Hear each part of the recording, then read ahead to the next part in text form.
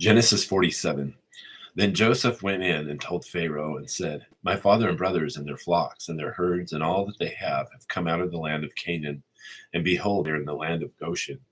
And he took 5 men from among his brothers and presented them to Pharaoh. Then Pharaoh said to his brothers, What is your occupation?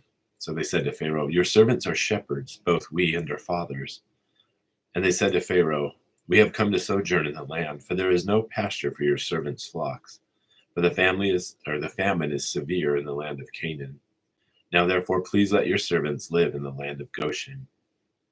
Then Pharaoh said to Joseph, Your father and your brothers have come to you.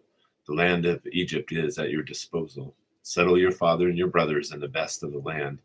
Let them live in the land of Goshen. And if you know any capable men among them, then put them in charge of my livestock. And Joseph brought his father Jacob and presented him to Pharaoh. And Jacob blessed Pharaoh. And Pharaoh said to Jacob, How many years have you lived? So Jacob said to Pharaoh, The years of my sojourning are 130. Few and unpleasant have been the years of my life, nor have they attained the years that my fathers lived during the days of their sojourning. And Jacob blessed Pharaoh and went out from his presence.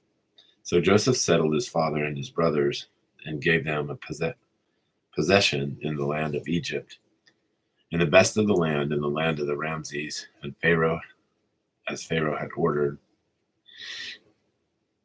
And Joseph provided his father and his brothers and all of his father's household with food according to their little ones. Now there was no food in all the land because the famine was very severe, so that the land of Egypt and the land of Canaan languished because of the famine. And Joseph gathered all the money that was found in the land of Egypt and in the land of Canaan for the grain which they bought. And Joseph brought the money into Pharaoh's house. And when the money was all spent in the land of Egypt and in the land of Canaan, all the Egyptians came to Joseph and said, Give us food, for why should we die in your presence?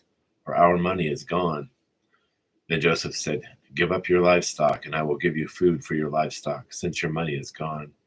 So they brought their livestock to Joseph, and Joseph gave them food in exchange for the horses and the flocks and the herds and the donkeys, and fed them with food in exchange for all their livestock that year. And when that year was ended, they came to him the next year and said to him, We will not hide from my lord that our money is all spent, and the cattle are my lord's. There is nothing left for my lord except our bodies and our lands. Why should we die before your eyes with both we and our land? Buy us and our land and food for food, and we and our land will be slaves to Pharaoh. So give us seed that we may live and not die, and that the land may not be desolate. So Joseph bought all the land of Egypt for Pharaoh, for every Egyptian sold his field because the famine was severe upon them. Thus the land became Pharaoh's. And as for the people, he removed them to the cities from one end of Egypt's border to the other. Only the land of the priests he did not buy, for the priests had an allotment from Pharaoh, and they lived off the allotment which Pharaoh gave them. Therefore they did not sell their land. Then Joseph said to the people, Behold, I have today brought you and your land for Pharaoh. Now, here is seed for you, and you may sow the land. And at the harvest you shall give a fifth to Pharaoh, and 4/5 shall be your own for seed of the field and for your food and for those of your households, and as food for your little ones. So they said, You have saved our lives. Let us find favor in the sight of my lord, and we will be Pharaoh's slaves. And Joseph made it a statute concerning the land of Egypt, valid to this day, that Pharaoh should have the fifth. Only the land of the priests did not become Pharaoh's.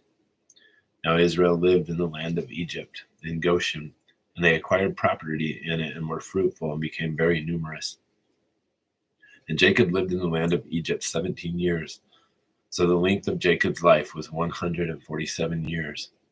When the time for Israel to die drew near, he called his son Joseph and said to him, Please, if I have found favor in your sight, place now your hand under my thigh and deal with me in kindness and faithfulness. Please do not bury me in Egypt. But when I lie down with my fathers, you shall carry me out of Egypt and bury me in their burial place. And he said, I will do as you have said. And he said, Swear to me. So he swore to him, and then Israel bowed in worship at the head of the bed.